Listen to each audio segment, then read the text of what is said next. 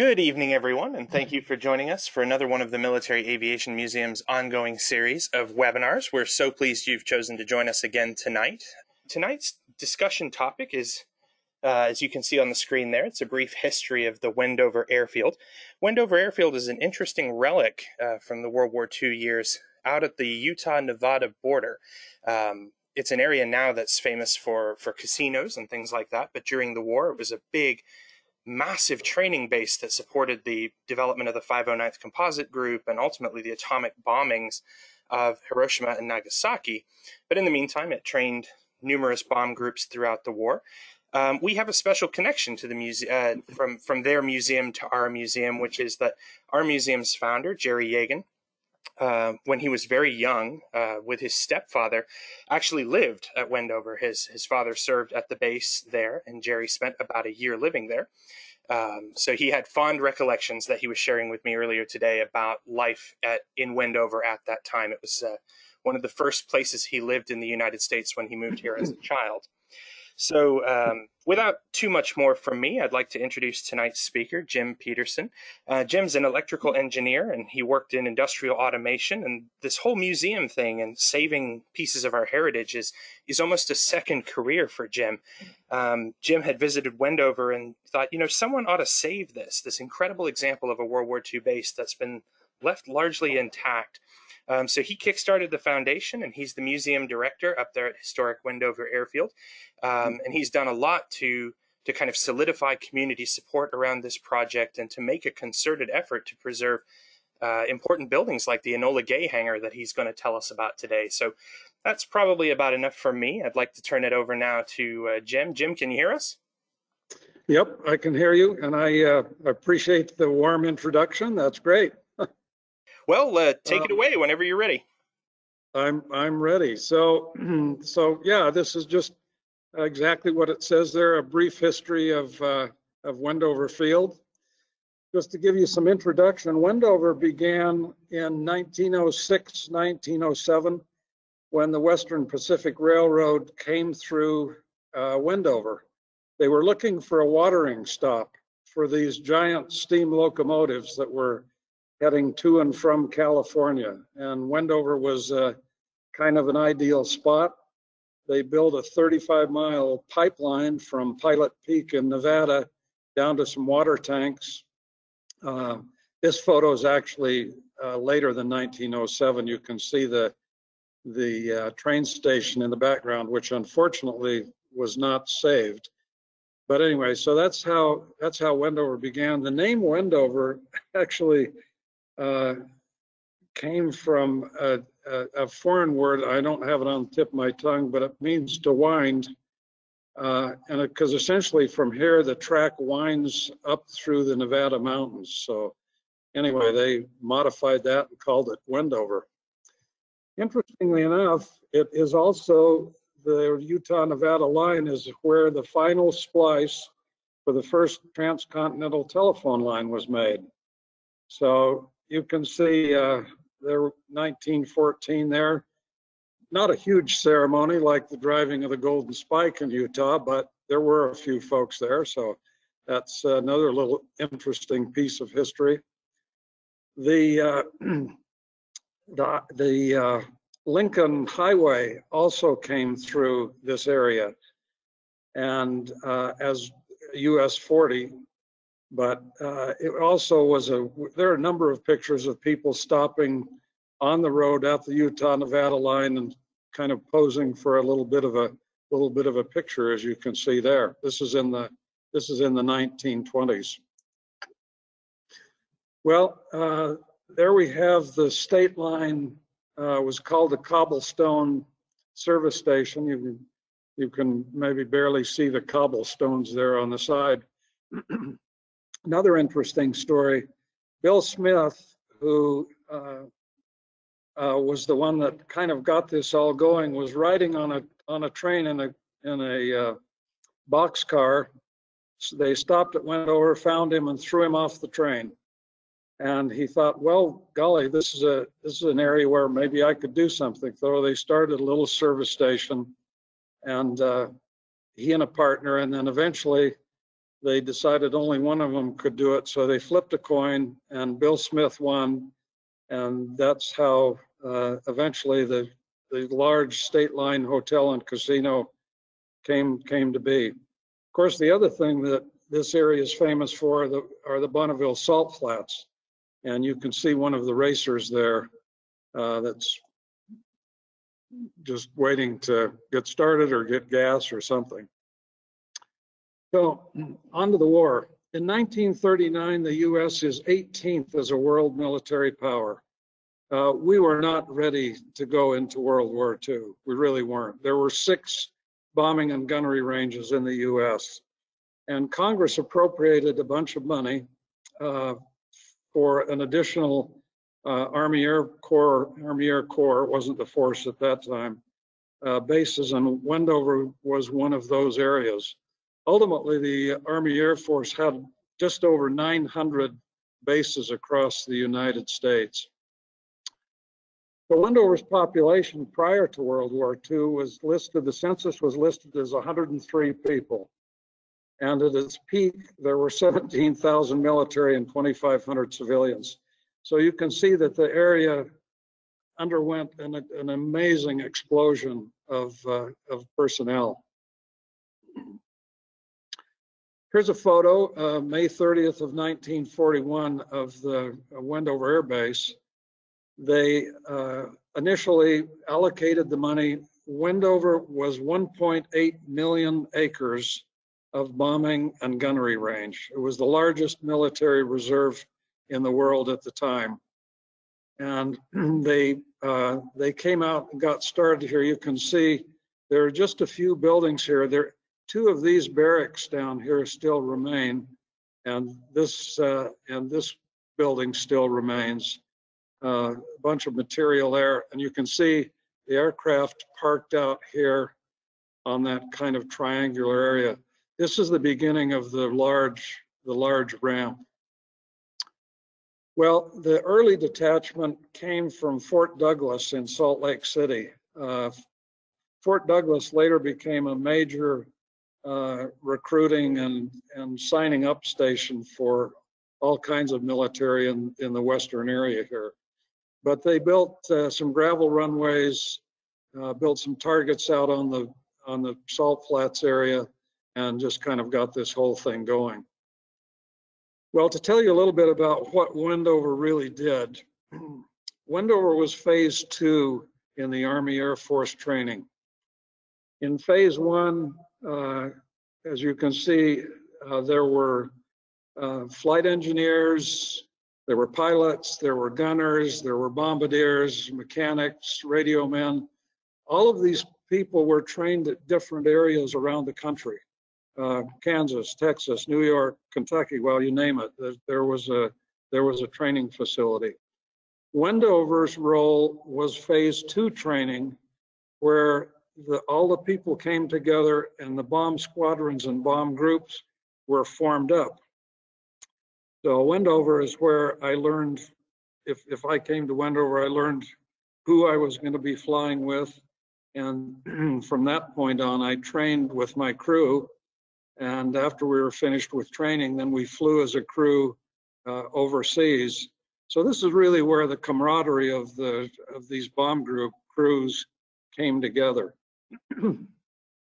Wendover trained 21 bomb groups. There were 7 B-17 groups, 13 B-24 groups, and of course the 509th, the B-29 group. All but one of these early groups of 17s and 24s went overseas to the European theater. There was one bomb group that went to the Pacific theater, and of course that's where the 509th group went. So here's a historic photo of a crew heading out to their plane. There were also a number of training facilities at Wendover. There were 4 of these celestial navigation trainers. That's about 40 feet high. And inside at the very top of this is a metal dome on which the stars are painted. And that metal dome actually can move around to simulate the airplane moving in the sky. This photo is some of the wax in a, they didn't train in Wendover, but this was a photo I was able to find. The navigator was right there, and you can see she's got her sextant looking at the stars on the roof. And you've got instructor back here. This was also could be used for some bombardier training.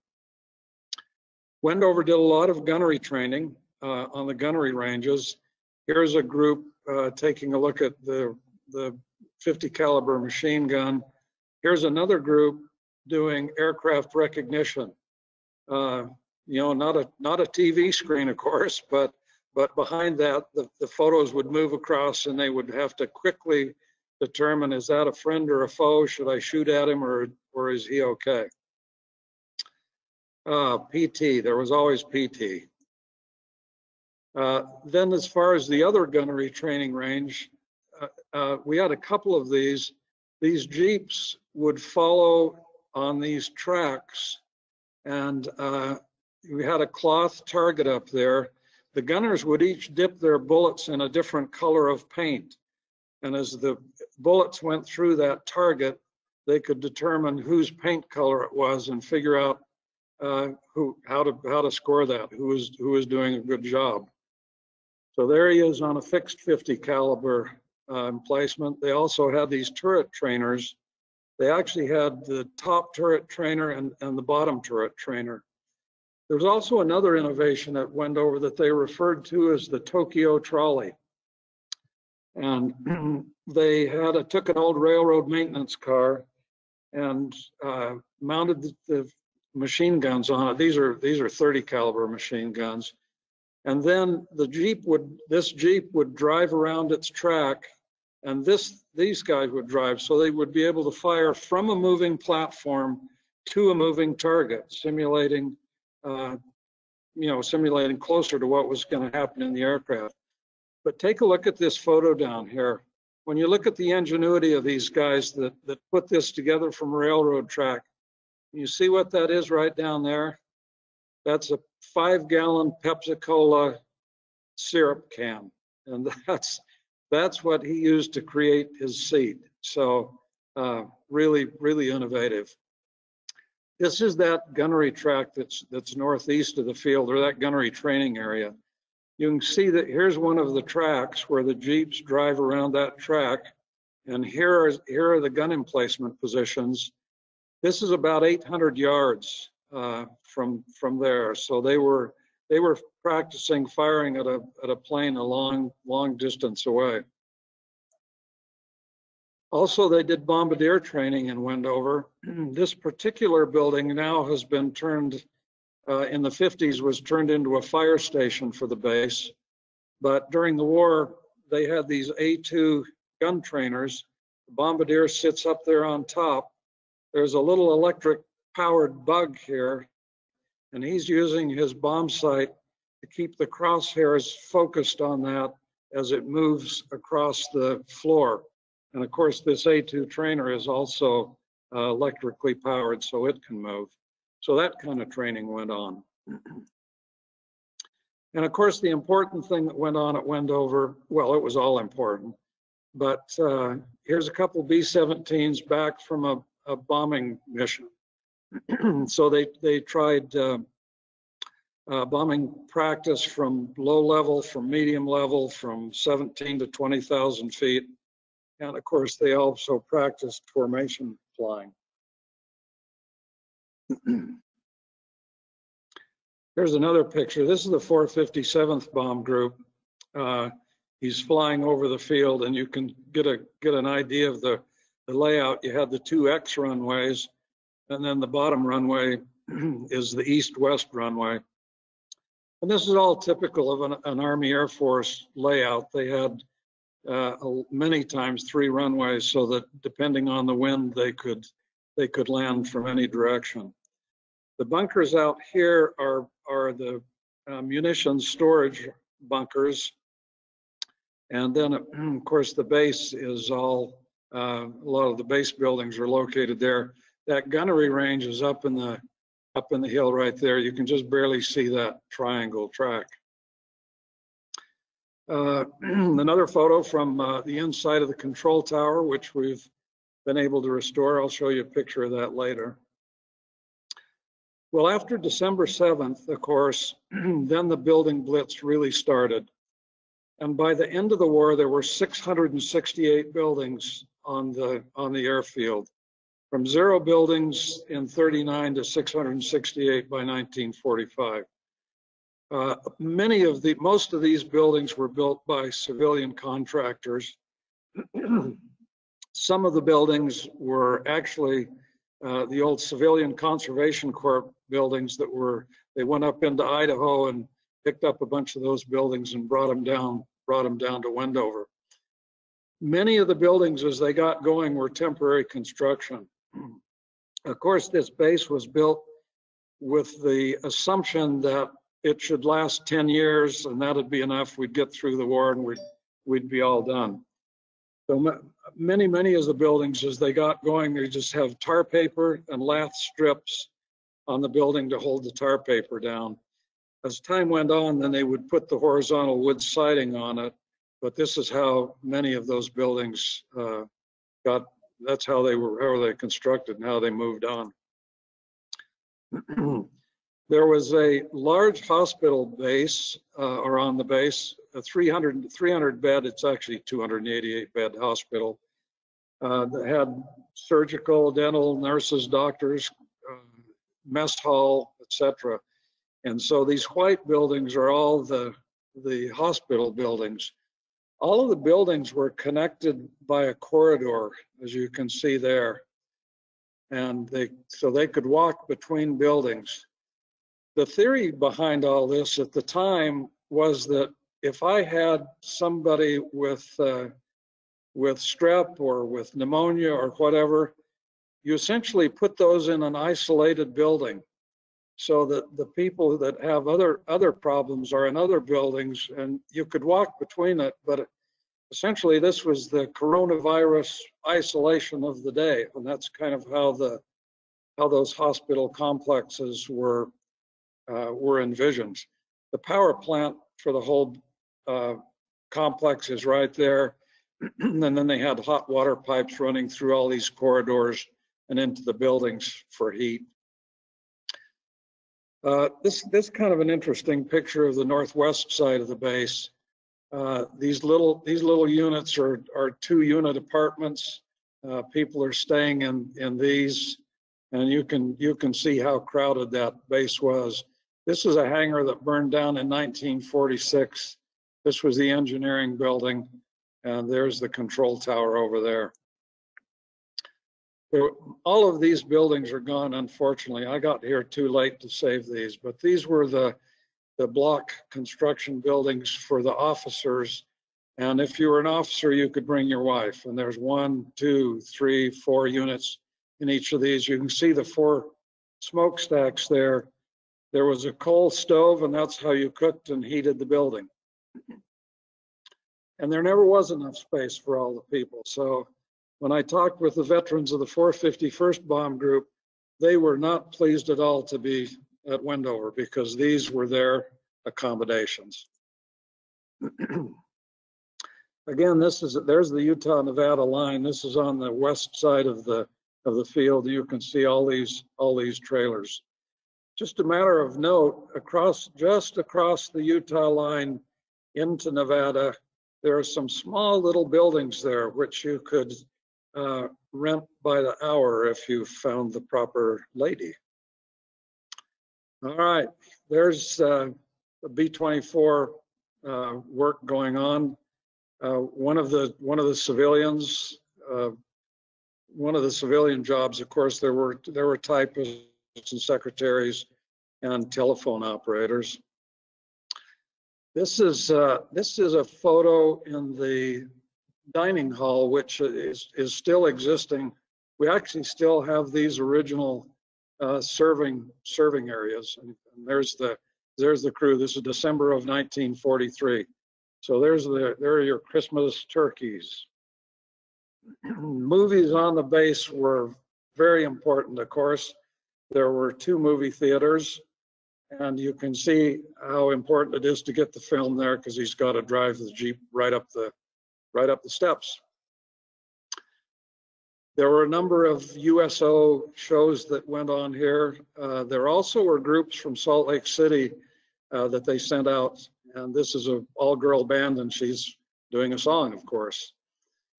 The chapel served as a chapel for Catholic, Protestant, Jewish, and unfortunately, this chapel, we got here a little late to save that too. It's been turned into apartments, which is a real shame. This is a piece of historic footage from Wendover. This was the largest mass promotion to that date in the Army Air Force. All these crews had completed their training. They were getting their promotions. So here we are flying to the west of the airfield. We've got a B-24 at the end there with its engines running. Now we're going to fly back to the east. The buildings and everything are on your left. It's also interesting to note the way they did the concrete on the ramp here. It's lighter colored and darker colored. We've never found anything in writing, but we assume that they did that in order to be able to line up the aircraft in a little better manner. But I may be wrong. That might not be the case. We haven't found a better solution, better answer. So another overhead view of the field. You can see all those tents that were off in that area. This is another quick photo. This is what the bomb groups like to do. This is one of the planes of one of the squadrons. Upon graduation, they all lined up, stood on the wings, and had their photos taken.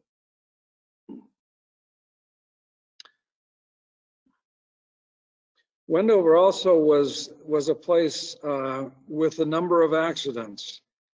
You can see this happened to be a B-24 that flew this way, but you can see there's one propeller in the ground, there's the other one. If you can imagine, you've got all these young pilots with maybe just 100 or 150 hours under their belt, and you're asking them to take over a heavy 4-engine bomber, fly bombing missions, fly formation practice in weather that they may not have experienced before, and there were a number of accidents. Here's one that a B-24 landed short of the, didn't make the runway, landed out there. It's October, and in Wendover on the salt flats, water doesn't sink in. So when it rains, you have to wait for the water to evaporate. So in wintertime, there's typically a lot of water on the runways or on the salt. In the beginning of '44, we really had enough bomber pilots, and the field was turned over to a group, 72nd Fighter Wing of P-47 Thunderbolts. And then they chose Wendover for its role in the Manhattan Project. Project Alberta was the project to essentially take the engineered atomic bomb and turn it into a tactical unit that could be delivered. Wendover didn't ever have any nuclear material here, but the rest of the bomb was assembled and tested. And of course, it was under the direction of General Groves.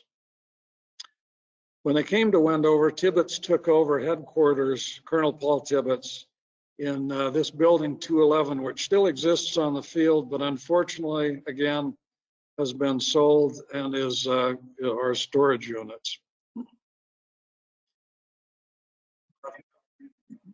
Got a quick video here that I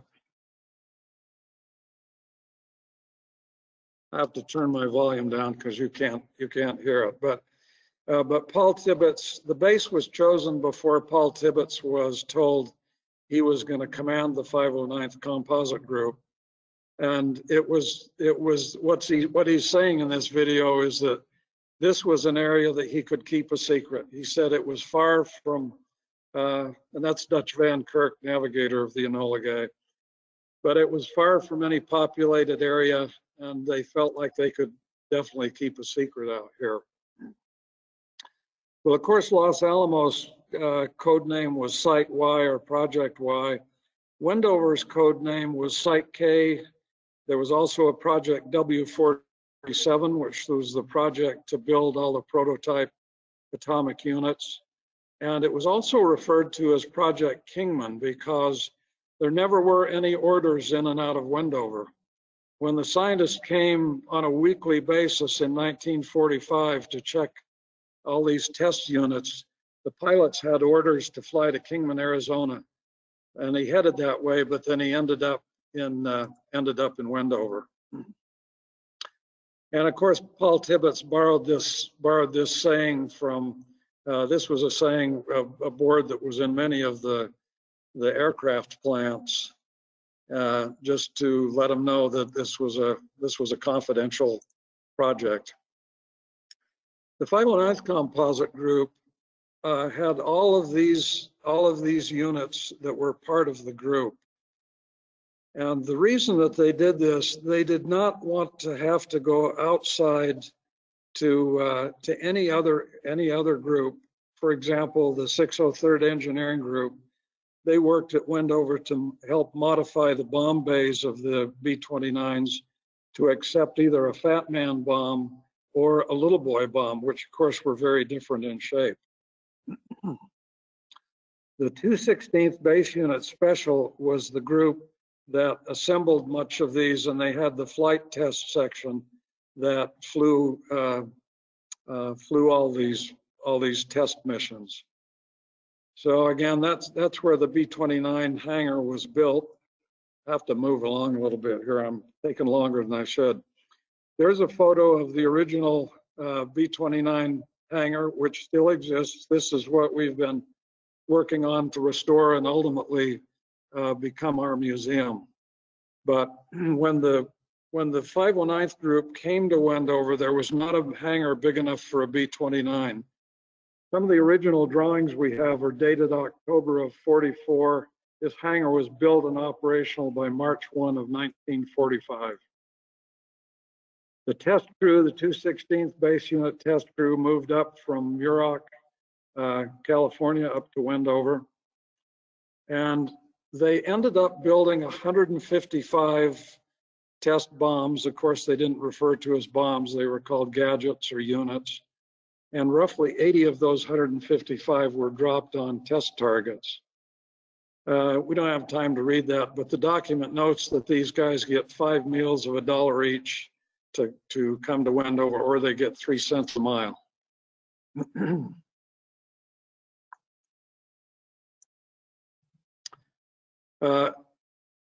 We don't have the voice on this. This is Tom Classen, who is the deputy commander of the 509th Composite Group.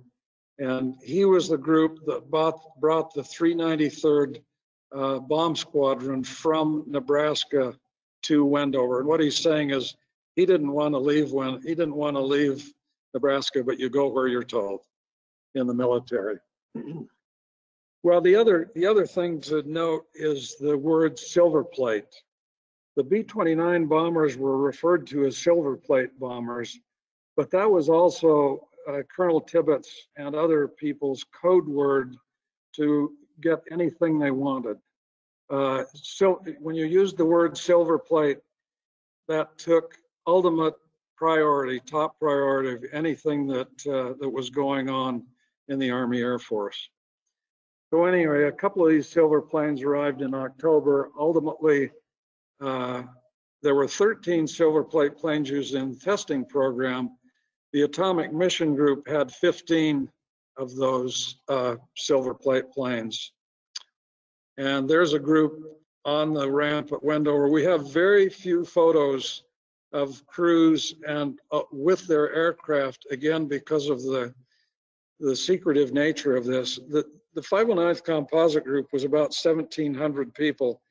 There were 400 FBI agents assigned on the base.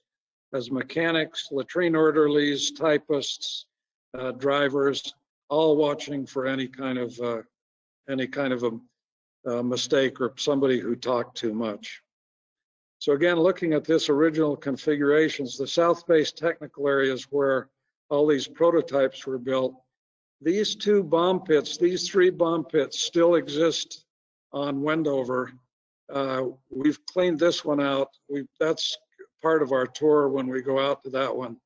But this is the only real place you can go at the moment to see one of these atomic bomb loading pits. There's a little boy bomb being dropped into a pit. Here's a Fat Man bomb. There was a hydraulic hoist in the bottom of that, like a regular service station hoist. They put the bomb down inside, pulled the plane over, and then that hoist pushed that bomb up into the plane where they would latch the lifting lug, and then the plane would be off and fly its test mission. There's a little boy. You're looking straight up into the bomb bay. And Wendover did lots of testing with all the electronics that were stuffed inside these bombs. The other interesting thing about us, we have just in the last month been able to acquire a C-54. There were 5 C-54s associated with the 509th Group in the 320th Troop Carrier Squadron. And their nose art was burrito. I don't know if any of you are old enough to remember, but Walt Disney had an early World War II cartoon, The Three Caballeros. And burrito was their little flying donkey, and that was their mascot on the plane. I was interested to hear about your V1 engine run-up. Wendover was a site where many of the US version was a JB-2, Jet Bomb 2, but essentially it was an exact copy of the German V1 buzz bomb. You can see a launch ramp in the background. There's another launch ramp here, and they're about to launch that buzz bomb at Wendover. For the Trinity test, Wendover supported that with a couple of planes that viewed that. I want to correct one mistake that's been propagated through virtually every book I can read, including Richard Rhodes' Making of the Atomic Bomb. It says that Wendover is where they test drop pumpkins. A pumpkin is a fat man shaped with 3 contact fuses and filled with high explosives. And the 509th used these over Japan just to practice dropping a 5-ton bomb. Wendover, an actual fat man, has 4 contact fuses. And Wendover, they were testing all of the substance of that bomb, the 4 radar systems, the 6 barometric sensor systems, the 8 clock mechanisms, and all of the electrical safeties. So Wendover was much, much more involved in the Manhattan Project than just dropping pumpkin bombs. Well, at the end of the war, Wendover was not practical as an atomic base. I mean, before the war, there were 100 people. Nobody lived here. Everybody went home. Wendover went down to just a few hundred people. So all of the components, tooling, fixtures, everything was transferred away from Wendover to Kirtland Air Force Base. And I wanted to give you just a quick feeling of what Wendover was like when I first showed up. This is a picture of the roof of hangar number 5. This is the interior of hangar number 5. Again, with everything, there's the horizontal wood siding, but with everything being wood, a lot of deterioration. This is the second floor of the B-29 Enola Gay hangar. If you can look up, there's no roof there. This is an outside shot of that airman's dining hall that we saw. One of the many junk piles on the base. This is looking outside of one of the hangars, which was being used at the time for packaging salt. Here's the control tower. And this is hangar number 2, and you can see what kind of a problem we've got going on there. This is one of the squadron operation buildings. One of the barracks. That's in good shape compared to a number of the buildings. There's the stairway going up to the second level of the B-29 hangar. Now you can get an idea of what the roof looked like. That's back to hangar 5 again. There's one of the atomic bomb loading pits prior to us getting that cleaned out. There's about 2 feet of mud in that. And this is the officers' club. There's the original guard shack. You saw a photo of that. The railroad tracks used to run between here, and these are warehouses for the base. No problem keeping that door closed.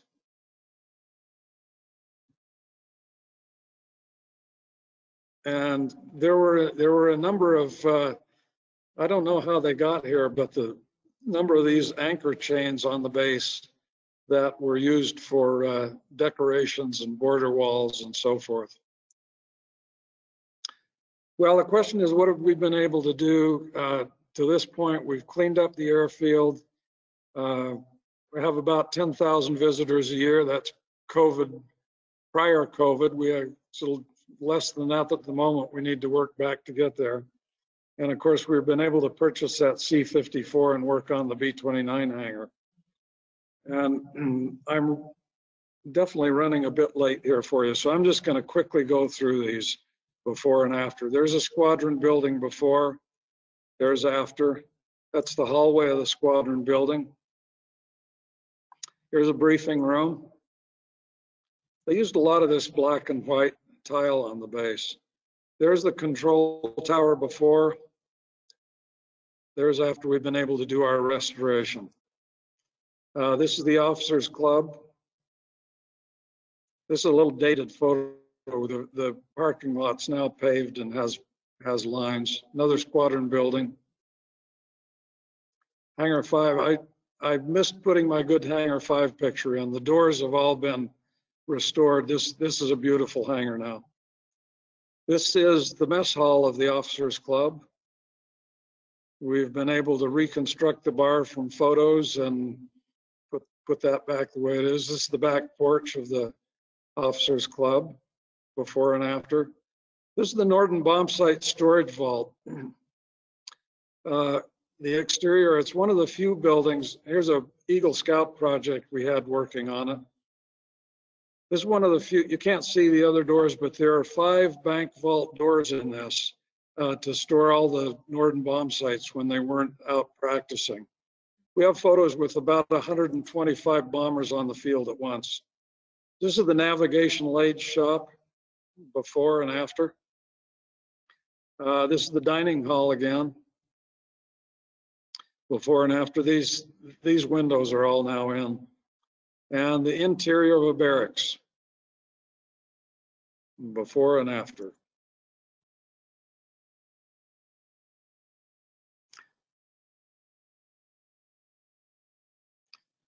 I want to show that this is the hallway of the B-29 hangar. The camera is level. The building is literally getting ready to fall over. So there's after. There's the inside of the hangar before and after.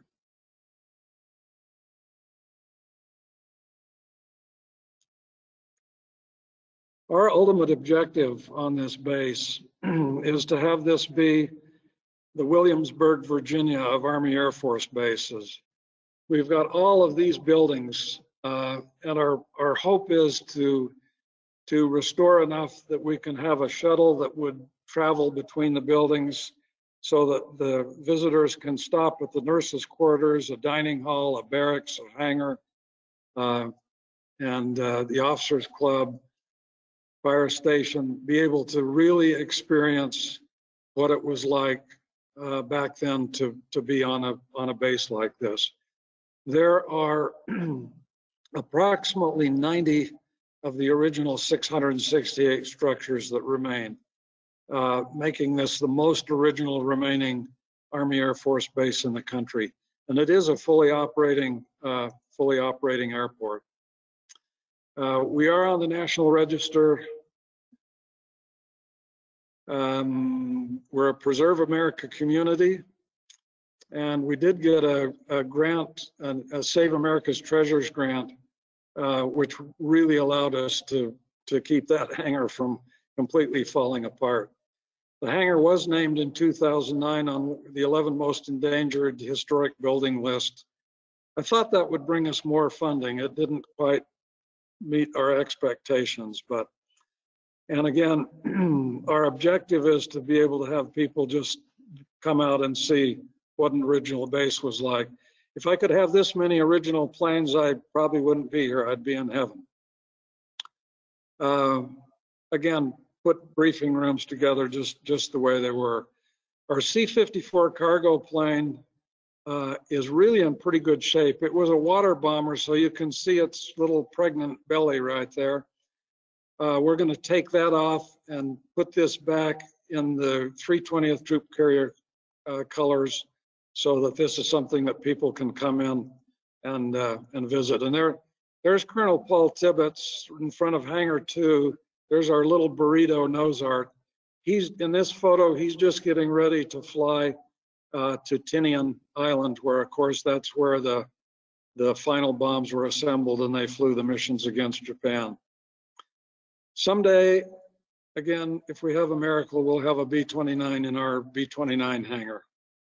And our real theme here at Wendover is walk where they walked. So that's it. I ran a little bit over, but thank you very much. Yeah, thank you for taking us on a tour of the base. I think some of us will surely be adding it to our list of places we'd like to visit in person once it's safe to do so. We do have a couple of questions, I think, that have emerged from the presentation. So if you're ready and can hear us, we're ready to go. Yeah, I apologize. Fire away. Okay, I think the first question we'd all like to know is, how big is the team of people that is generating these incredible results, restoring these buildings, and over how great a period of time have you all been working on these? We started this in about 2002, and there have been no paid employees until I was able to hire a museum curator a year ago. It's been basically 100% volunteer. For our air shows, we have about 100 volunteers that come out, but I would say that all this restoration has kind of been a crusade on my part, and just being able to try to gather resources where I can. So it's all been done by kind of a handful of people. Well, it's very obvious that it's a labor of love, and I think a crusade is the right way to describe it. Jim, can you tell us what we all could do to support you? How can we help keep this good work going from where we are here in Virginia? You know, the biggest thing is to spread the word about Wendover. I should have my website up there, but wendoverairbase.com is our website.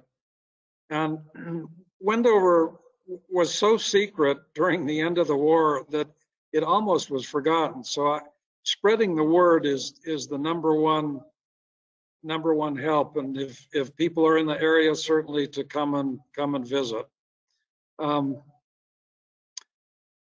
I might be looking for some C-54 parts, but other than that, certainly we accept donations of any degree from $1 up.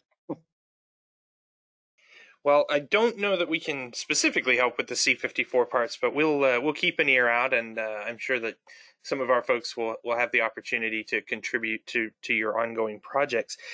Is there any particular book you would recommend reading to kind of elaborate on either of the two kind of core experiences you described? One being the kind of crew homologation and training of B-17 and B-24 crews. But also, is there a book you would recommend that kind of chronicles the experience of the 509th Composite Group? You know, sadly, there are quite a few books out. If you Google a 509th Composite Group, you'll find a bunch of books. Very few of them even refer to Wendover. They'll say Wendover was our training base.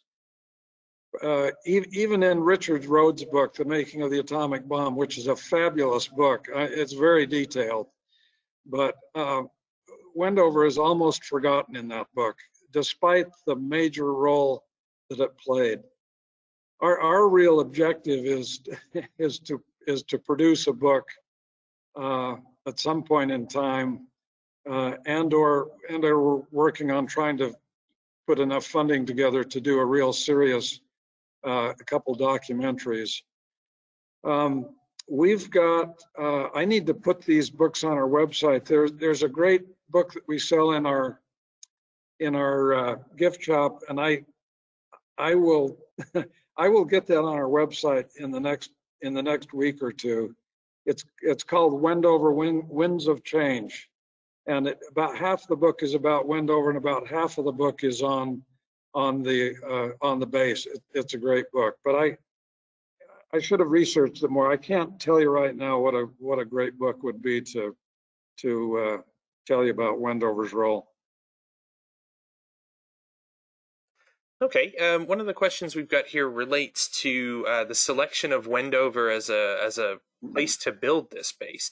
A lot of construction in the same kind of time frame was happening down in Texas. They were assessing the number of flyable days per year and so on. To your knowledge, what led to the construction of the base? That's the construction of the base, I think, was chosen just because they could get such a big bombing range. They were able to purchase, again, 1.8 million acres. Hap Arnold also, it turned out prior to the war, Hap Arnold had a knowledge of the Wendover area. Early on, there was one of those navigational arrows here in Wendover, and there was an old CAA, Civil Aeronautics Association, building in the town. So I think the people that knew of the area knew of this vast Bonneville Salt Flats area. It would just be a great bombing and gunnery range.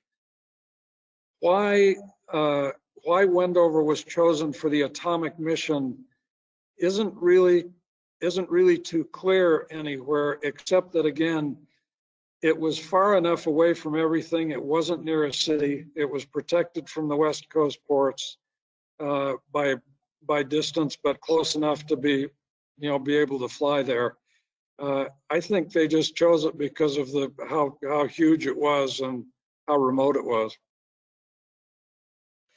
On the aerial pictures, you pointed out the gunnery range, the base. We saw the pay by the hour installations over in Nevada. Where is the town relative to the base? Was it like right up against the gates, or was it still some distance away? During the war, there was virtually nothing in Nevada. As you look at that, as we looked at that photo of the B-17 flying over the base, and you saw the X runways, the town of Wendover today, West Wendover, Nevada, starts to the left of that and goes left. Today, Wendover, Utah is about 1,500 people. West Wendover, Nevada is probably 5,000. But during the war, there were very few buildings that didn't belong to the air base, other than the State Line Hotel and Casino.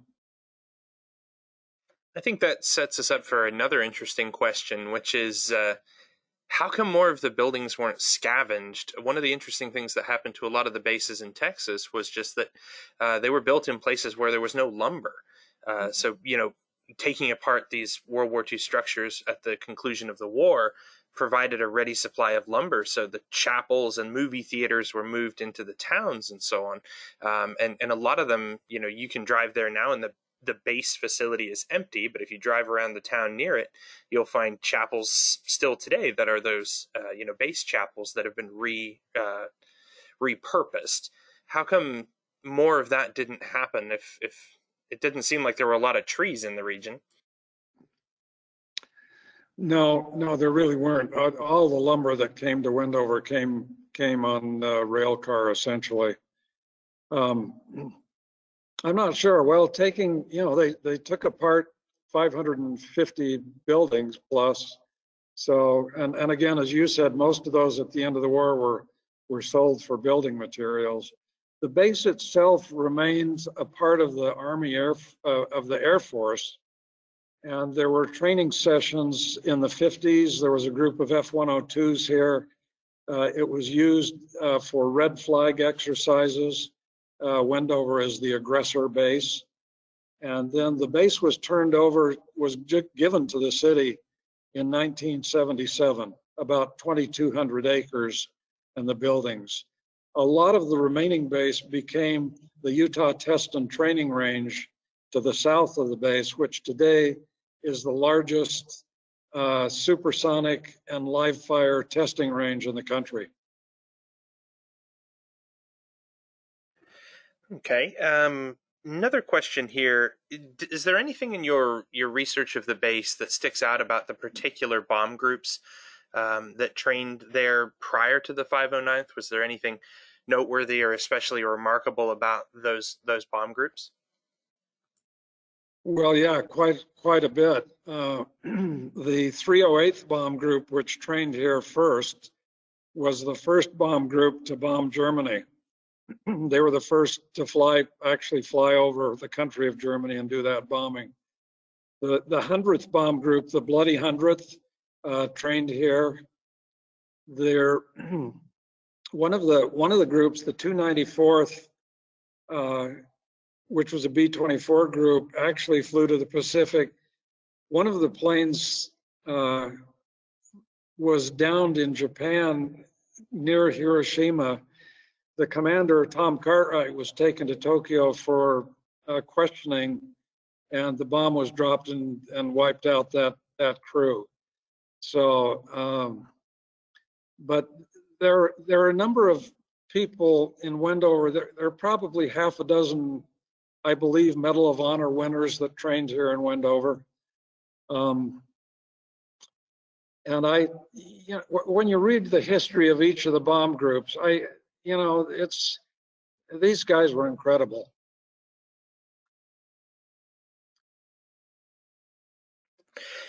We've got a question here for you about the runway. The airport is still active today. Is that right? That is. Sorry, I got a little bit emotional about the veterans. The east-west runway is actually a new runway. That's 10,000 feet.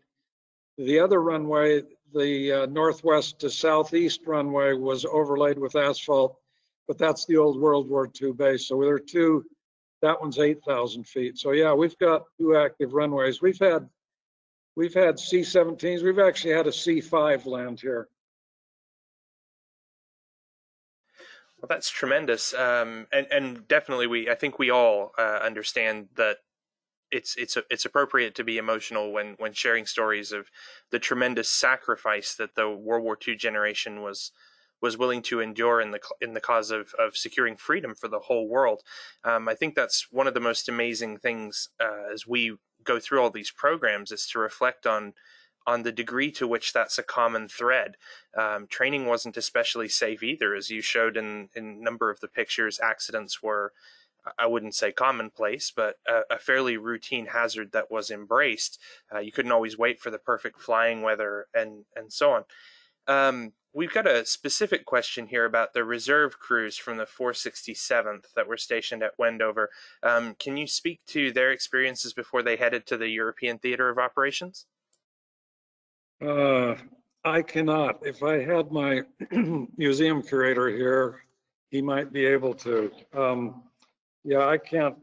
I know I certainly know the 467th was here, and actually, I think we have one of their original yearbooks. But sorry. It's totally all right. Maybe what we ought to do is there a way that if we wanted to email you guys and get more information because we say had a family member that served at Wendover, what's the best way to go about doing that? If you go to our website, and there's a link there that you can send us a question. So. Well, fantastic. That's probably the easiest. All right. Well, we'll encourage everyone who has questions still remaining to visit the website and to submit them there.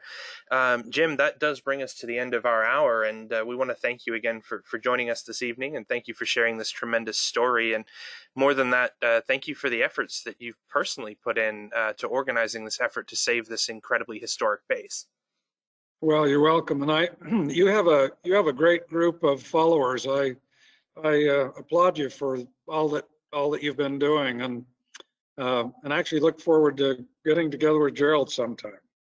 I'm certain you'll see us all back out there sometime. We'd love to come and experience, to walk where they walked, as you put it earlier. Thank you all for joining us this evening. Have a great evening, and stay safe out there.